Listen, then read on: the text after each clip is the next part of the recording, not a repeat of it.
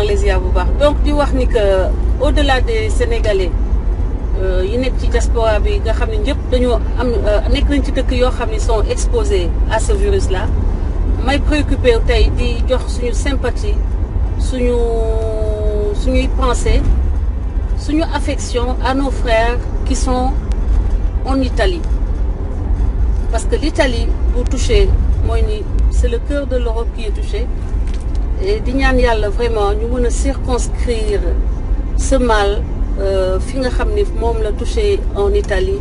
mu bañ a génn frontière Italie bañ a laal yeneen dëkk yi te vraiment yàlla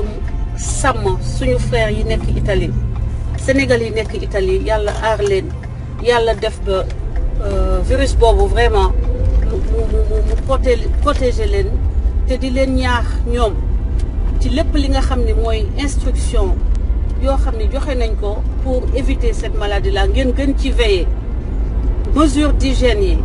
di éviter attroupement di éviter lépp loo xam ne mën na tax ba nga exposé à ce virus donc cher frère Camara Seydina def naa yow itam yaa ngi Italie donc communauté italienne sénégalaise bi fa nekk leader yi essayez leen xool naka ngeen mën a fexe ba prévenir jàppale Sénégalais yi nekk foofu Sénégalais yi nekk donc Italie pour que virus boobu yàlla musal ñu ci parce que il vaut mieux prévenir que guérir te yàlla comme def na ba tey dégguñu benn Sénégalais bu nekk Italie nekk ci situation boobu yéen xool leen leaderu communauté bi comment vous pouvez renforcer l'éducation pour que prévention bi effective que ñu mën a aar suñu mbokki Sénégal yi nekk Italie parce que man xam naa ni bu fekkee ni autorité yi la rek bu fekkee ni président de la République ak autorité consulaire yi xanaa yéen ngeen ñaax leen ngeen pousse leen ba li nga xam ne mooy seen responsabilité ak seen wareef ci jamono yi ñoom ñu mën ko assumer mën ko doxal ci na mu waree donc yéen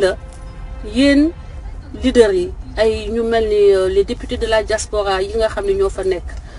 muy Mame Diarra Fam keneen ki di suñu frère Seck Nangu yéen donc n'attendez pas les autorités consulaires allez vers la prévention aidez ces gens-là aidez-les à être informés Sénégalais yi nekk foofu bëri na lu ñuy dem nekk ci zone touristique nekk ci zone yoo xam ne dañuy exposé dañuy nekk au contact d'autres personnes surtout les touristes ba ma dëkkee Italie je me rappelle que beaucoup de Sénégalais dañuy liggéey ci zone yoo xam ne dañuy mën a jaay aux touristes et éventuellement ça peut augmenter le risque d'être exposé à ce virus-là. Essayez de voir comment vous pouvez conseiller et aider, accompagner les compatriotes qui sont en Italie pour que nous menions much. Voilà, donc mon petit message de soutien à la communauté sénégalaise établie en Italie, di fàttali ko encore suñu frères yi nga xam ne ñoo nekk Wuhan foofu noonu en Chine te xam ne kenn mënu leen oh ok voilà pour mon compatriote congolais parce que nous sommes tous africains pour mon compatriote congolais c'est-à-dire la région du Congo la région africaine du Congo je suis en train juste de dire pour nos frères qui sont en Italie de prendre les mesures de prévention nécessaires pour protéger la communauté contre ce virus-là, parce que nous sommes, comme ils sont en Italie, et l'Italie a été atteinte, il y a des cas qui ont été détectés en Italie,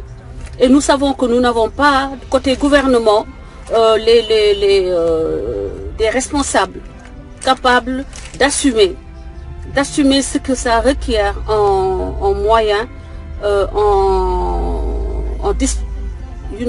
en dispositifs sanitaires. J'étais en train de demander aux membres de la communauté de prendre les devants pour se protéger eux-mêmes, que la communauté fasse une sorte d'organisation en interne pour tenir informer tous les Sénégalais, tous les compatriotes, tous les Congolais, tous les Africains résidant en Italie, pour qu'ils évitent toutes les activités qui peuvent les exposer à ce virus-là.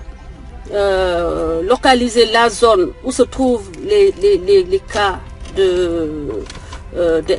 personnes infectées, éviter, même dans leur commerce quotidien, d'être en contact avec ces zones-là et d'essayer de se protéger, de s'auto-éduquer par rapport à ce virus-là. Comment faire pour ne pas être contaminé, parce qu'il est très contagieux. Et mon propos aujourd'hui, c'était au-delà du fait d'apporter mon soutien moral à ces frères qui sont en Italie, qui doivent être dans une situation d'angoisse, c'est de les encourager à respecter les mesures d'hygiène, à respecter les mesures de prévention, à respecter les consignes que ne manquera pas de donner le gouvernement italien et les autorités en charge des districts sanitaires où ils sont établis. Voilà, donc c'est en résumé ce que je disais en Wolof, chers frères congolais, en disant que c'est valable pour nos frères congolais, nos frères béninois, nos frères togolais, nos frères ivoiriens qui résident dans cette région de l'Europe. Voilà, merci, c'était tout ce que je voulais partager avec vous. C'était juste ma fille Absa, Banglé Bégué Boubar, Fonel Massamay Set, Modou Bousso mon fils, Talibé Fall, sama frère. Voilà, donc c'était juste ça, le propos, mon objectif, apporter mon soutien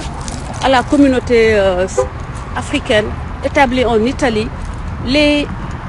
encourager leen ci respect ou mesures de prévention yi, même bu fekkee ne au détriment de votre gagne-pain la jar na ko bakkan amul njëg, moytu leen zone yoo xam ne dafa am ay touristes, zone yoo xam ne dafa infecté, même bu fekkee ne c'est des zones touristiques qui vous permettent de gagner de l'argent dans le temps. Maintenant, les députés de la diaspora établis en Italie essayent d'aller vers les autorités sénégalaises pour les pousser, pour les challenger, ñu am challenge ñu mën a taxaw jàppale askanu Sénégal bi nga xam ne mooy dëkk Italie pour que yàlla dimbale leen ñu mucc ci jàngoro boobu nga xam ne moo tudd coronavirus. C'était tout pour aujourd'hui. Ali Diagana yaa ngi doog a yegg si maa ngi leen di ziar yéen ñëpp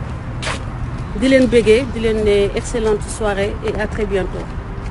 Courage à vous frères et sœurs qui êtes en Italie.